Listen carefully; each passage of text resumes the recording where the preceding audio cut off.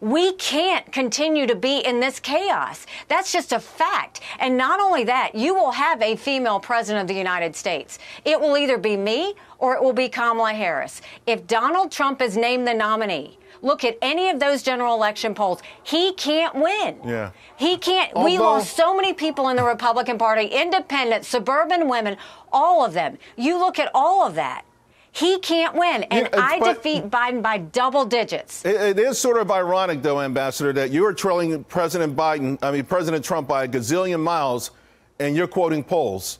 But I hear where you're coming from. I love this conversation. Unfortunately, we've run out of time. I hope you come back. Thank you so much, Ambassador. Really appreciate it. Go to NikkiHaley.com and join our movement to make America normal again.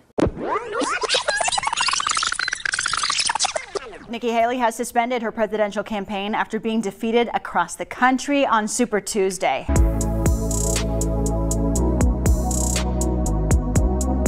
Okay, so one of the biggest warmongers in the country is finally out of the presidential race. So Nikki Haley, Bird Brain Nikki Haley, as Trump calls her, she won't be the president next year, even though she was so confident. She thought she had so much support, even from Democrats, and she talked all this trash. She refused to drop out of the race when everybody saw the writing on the wall, when Vivek dropped out, when Fat Boy Chris Christie dropped out, when Ron DeSantis dropped out. Everybody was saying, hey, let's unify the party. Let's stop Trump from having to spend money on you guys.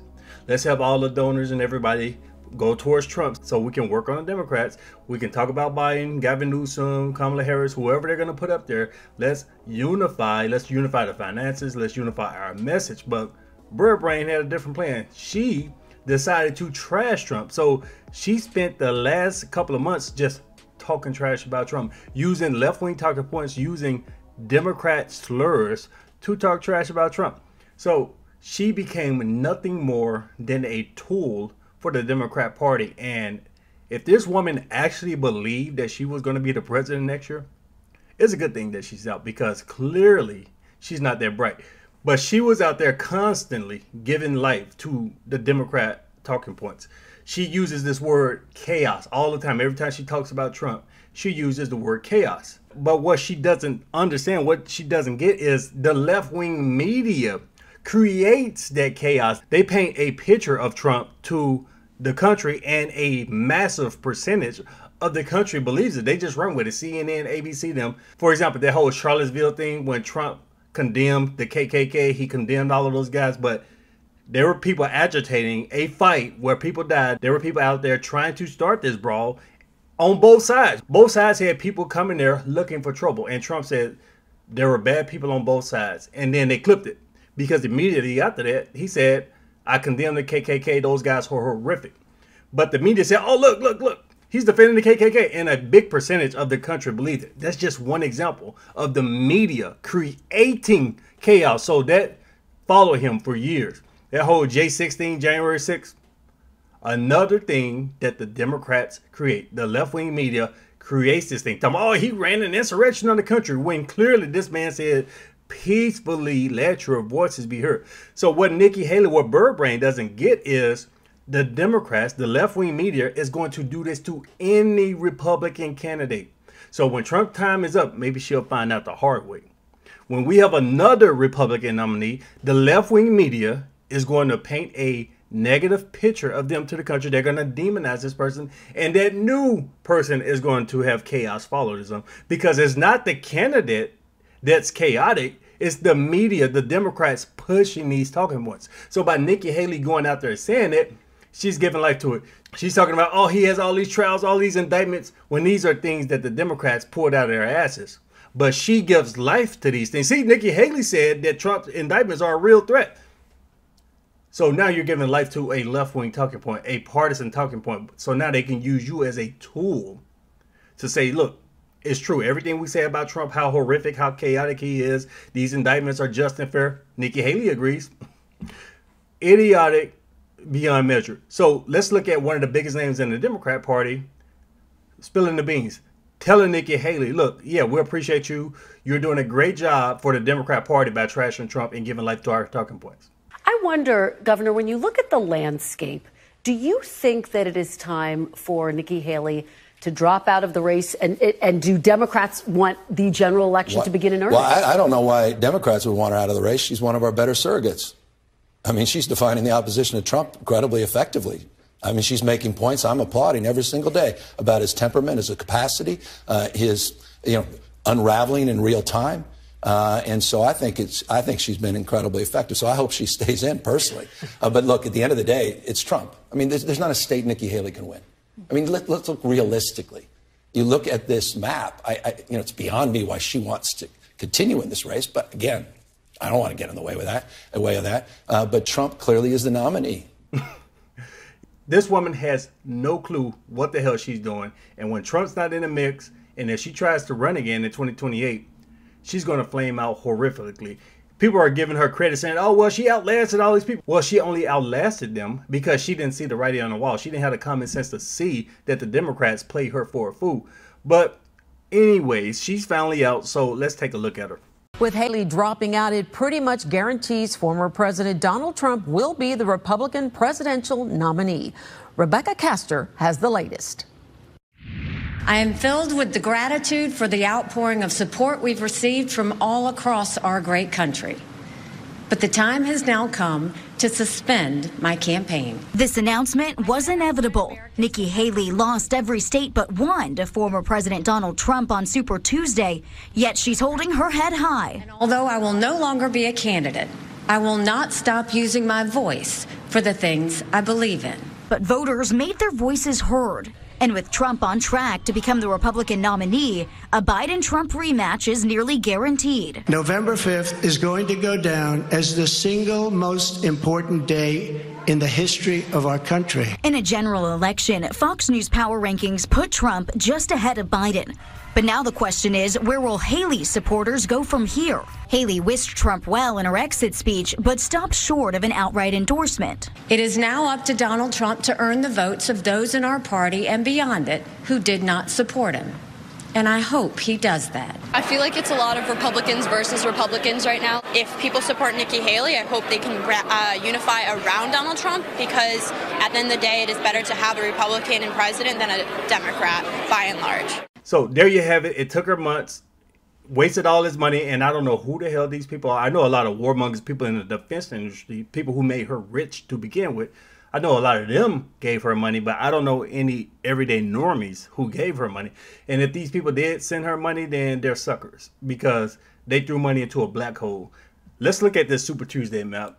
It took Super Tuesday for her to finally decide not to run. So she won Washington, D.C., and you can see up there she won Vermont. So what Nikki Haley had going for her in this campaign against Trump is Democrats voting for her. These Democrats have been interviewed. Multiple Democrats have said that they only go out to vote in a Republican primary for Nikki Haley just to spite Trump. They don't give a damn about her policies, what she believes, and they would never vote for her in a general election against Biden. They just wanted to spite Trump. And she didn't see that. She couldn't see that she was being used as a tool, as a cudgel for the Democrats to attack Trump. So she won Vermont because it's filled with left-wing activists up there. And D.C. is insanely blue. So she won D.C. She won the swamp.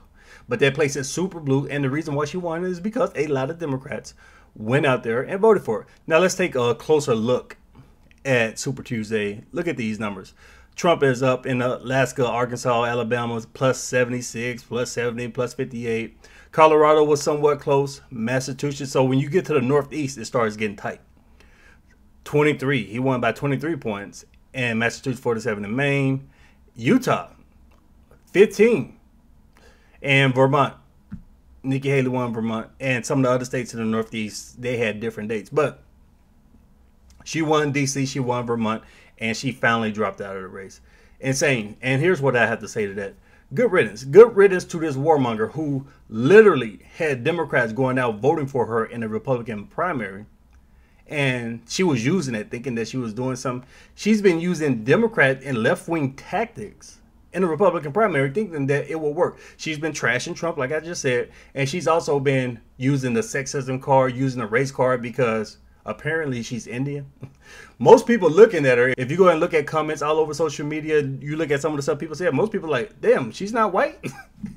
Most people looking at her would think that she's a white woman, but apparently she's Indian, East Indian, red dot Indian.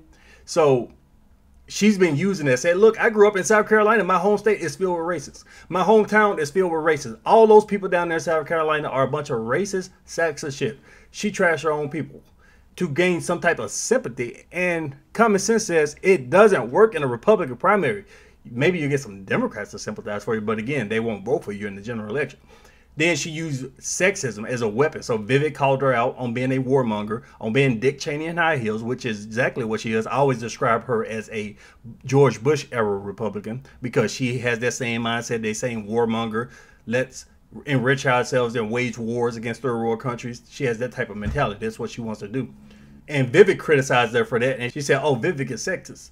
She talked trash about people using TikTok. Oh, if you use TikTok, you're an idiot. Oh, China, they're spying on us. People shouldn't use it. Then Vivek exposed, well, your own daughter's using it. What do you have to say about that? Oh, you're sexist.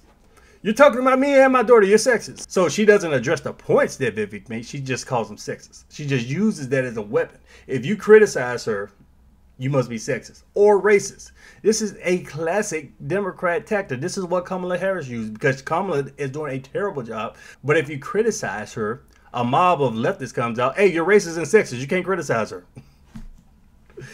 But they're talking about Trump, who Trump is going to pick for VP. Is it going to be Vivek? Is it going to be Kristi Noem? Is it going to be Nikki Haley to unite the party? I tell you what, if Trump picked Nikki Haley as his VP, he's going to get booed off the stage. As much as the Republican Party loves them some Trump, we're in America First era, the MAGA era of the Republican Party. As much as they love them some Trump, if he sat there in front of a crowd and brought up Nikki Haley, he's going to get booed off the stage because the Republican Party wants nothing to do with her. This woman is radioactive now. She has completely self-deleted her own political ambitions by jumping to the left, by running to the left. So you say something about her, she goes to left-wing media to defend her. Oh yeah, those people are sexist. We're going to pat you on the back and give you a hug and say, those mean Republicans are a bunch of sexist racists and we're not going to vote for you. That's what the Democrats do to her. They just use her as a tool. And Trump definitely doesn't need her endorsement. You'll hear a lot of talk now. Oh, she dropped out of the race, but she refused to endorse him. Trump doesn't need bird brain, warmonger, Dick Cheney in high heels endorsement. He doesn't need this woman to tell these Democrats and these sheep, these warmonger voters who also want to wage war, and these old George Bush voters who are still around, he doesn't need their support to win. And in reality, most of them are going to go to him anyways come the general election. So you're going to have some people who are never Trump, who are very salty about this whole bird brain Nikki Haley thing. And some of them are going to sit out in November. But the majority of her supporters, the ones that are not Democrats, they're going to vote for Trump. And like I said, the Democrat supporters that she had, they're going to vote for Biden anyways. But let me know what you guys think about this. Leave me thoughts below. Share the video. Thanks for watching.